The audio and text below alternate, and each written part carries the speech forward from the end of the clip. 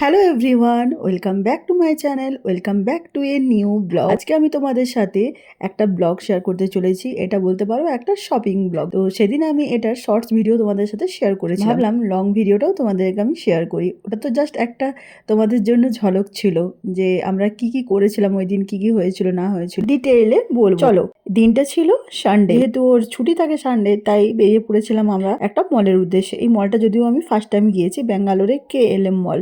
তোমরা যারা ব্যাঙ্গালোরে থাকো তারা জানো, মারাথাল্লি রোডে KLM মলে, ওটা বলতে পারো পুরোটাই মেয়েদের জন্যই। ছেলেদের টুকটাক জিনিস ওখানে আছে, বাট মেয়েদেরই ওখানে সিল্ক শাড়ি বলতে পারো একটা সম্ভার। তাই ভাবলাম পুজো তো চলেই এলো, আর কয়েকটা মাস বাকি, তো কিছু কিছু করে আমি এখন থেকে শাড়ি দেখা স্টার্ট করি। ব্যাঙ্গালোরে এসছি প্রথমবার, তাই ব্যাঙ্গালোরের শাড়ি ট্রাই করবো না সেটা কখনো হয়। যদিও বিয়ের জন্য প্রচুর শাড়ি সে সময় কিনেছিলাম, বিয়ের শাড়ি অনেক উপহার হিসেবে পেয়েছি। ব্যাঙ্গালোরে আসার পর তো সেভাবে শাড়ি পরা হয় না, বলতে পারো শাড়িগুলো জমাই আছে, কিছুটা বাড়িতে, কিছুটা শ্বশুর বাড়িতে, আর কিছুটা এখানে আমি নিয়ে এসেছি। কিন্তু শাড়ি তো ভাবে পরা হয় না, পরা না হলেও মেয়েদের তোমরা জানো একটা ইমোশন শাড়ি, তাই সেইটা তো আর ছাড়া যায় না। তো চলে এসেছি আমরা এখন KLM মলে। আমরা বেরিয়েছিলাম ওই ধরো সন্ধ্যে 7টার মতো বাজে তখন, আর এখানে পৌঁছতে পৌঁছতে আমাদের বেজে গিয়েছিল ওই 7:30টার মতো।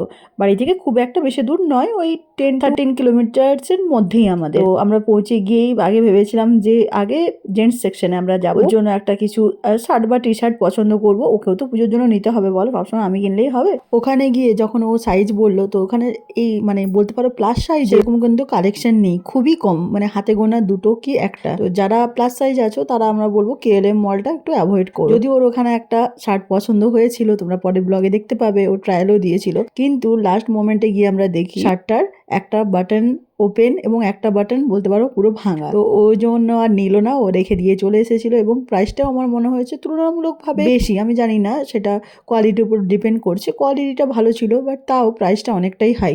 তো সেই জন্য ও নিল না। ও বললো যে তোমার যদি কিছু নেওয়ার হয় তুমি নিয়ে নাও, আমি নেবো না। আর ও মেনলি শপিং করে অন্য একটা জায়গা থেকে, সেটার ব্লগ আমি একদিন তোমাদেরকে দেবো। তো দেখো এখানে আমি ওই বলতে পারো জর্জেট টাইপের যে শাড়িগুলো হয় সেগুলো গায়ে ফেলে ফেলে দেখছিলাম। আর এখানে একটা জিনিস আমার দেখলাম, আমি এখানে দেখো ওই 550-তে দুটো শাড়ি, 699-এ দুটো শাড়ি, 799-এ দুটো শাড়ি। বাট কি বলতো, আমরা ওই সিল্ক মেটেরিয়ালের শাড়ি তো খুব কমই ইউজ করি। আমার মনে হয় আমার পার্সোনালি খুব একটা যে চয়েসফুল ছিল তা নয়। যারা এগুলো পরো তাদের নিশ্চয়ই ভালো লাগবে, যারা রেগুলার ইউজের জন্য শাড়ি বেশি ইউজ করো তারা হয়তো এই শাড়িগুলো একটু হেল্পফুল হবে তাদের জন্য। দুটো শাড়ি যদি এই প্রাইসে পাওয়া যায়, আমি কি নিয়েছি সেটা তোমাদেরকে আমি অন্য একটা শর্টসে দেখাবো অবশ্যই। অ্যাকচুয়ালি আমরা কিন্তু ওই দিন যে কিনবো সেই উদ্দেশ্যে যাইনি, আমরা জাস্ট দেখতে গিয়েছিলাম। কিন্তু দেখতে গিয়ে মেয়েদের কিছু কিনবে না এমন তো হয় না, তো আমার সাথেও সেটা হয়েছে, তোমাদেরকে সব পরে বলবো। আর দেখো আমরা সন্ধ্যাবেলা যেহেতু কিছুই না খেয়ে গিয়েছিলাম বাড়িতে, তাই জন্য ও বললো চলো একটু আমরা ঝালমুড়ি খেয়ে নিই, ওই ভেলপুরি টাইপের বলতে পারো। আর মুড়িটা খেতে খুবই সুন্দর ছিল। তো খাওয়া টাওয়ার পরে আমরা ওয়েট করেছিলাম আমাদের অটোর জন্য। এত ভিড় রাস্তা, তোমরা দেখতেই পাচ্ছ, ওটা যেহেতু মারাথাল্লির মেন রোড, তাই জন্য এতটা বিজি রোড বলতে পারো ওটা। আর দেখো ফিরে আসার পরে আমরা গিয়েছিলাম বাড়ির জন্য ফুল কিনতে পুজোর জন্য। আর ব্যাঙ্গালোরে আসার পর তো এখানে সমস্তটাই আমাদেরকে কিনেই করতে হচ্ছে, তোমরা জানো, পুজোর ফুলটাও পর্যন্ত কিনেই করতে হয়।